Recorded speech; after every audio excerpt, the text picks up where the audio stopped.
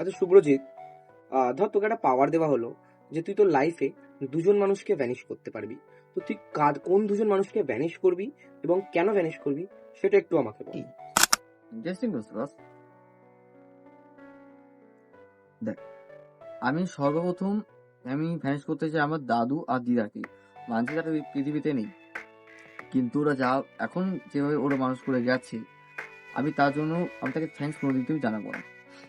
কেন কি, একটা সন্তানকে বড় করা মানে নয় যে সবসময় টাকা পয়সা দিয়েই বড় করা। বড় করা মানে হচ্ছে তার যেন জীবনে কোনো সমস্যার মধ্যে পড়তে না হয়। কারণ কি, আমি তো একটা কথা বলছি, উদাহরণ দিচ্ছি। তুই ধর একটা কোনো গাছকে তুই পুঁতলি রাখলি, এবার তাকে অবশ্যই তোকে টাইম টু টাইম সার দিতে হবে, জল দিতে হবে।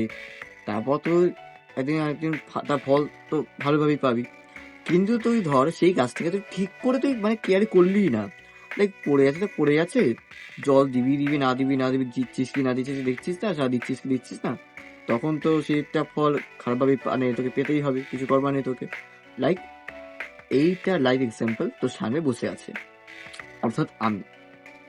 আর যদি তুই সেকেন্ড পার্সন যদি বলিস, সেকেন্ড পার্সন আমার বাবা, সরি একটু ভুল বললাম, আমার এক্স বাবা, বিকজ তার ডিভোর্স হয়ে গেছে। আমি কোনো এক্সপেক্ট করতে পারিনি যে বাবার কাছে এটা কোনো শুনতে হবে, কারণ কি আমি যেভাবে মানুষ হয়েছি ওইভাবে এমন মনে হচ্ছে যে আমার বাবার নামে আমাকে ক্রমাগত ব্রেন ওয়াশ করা হয়েছে।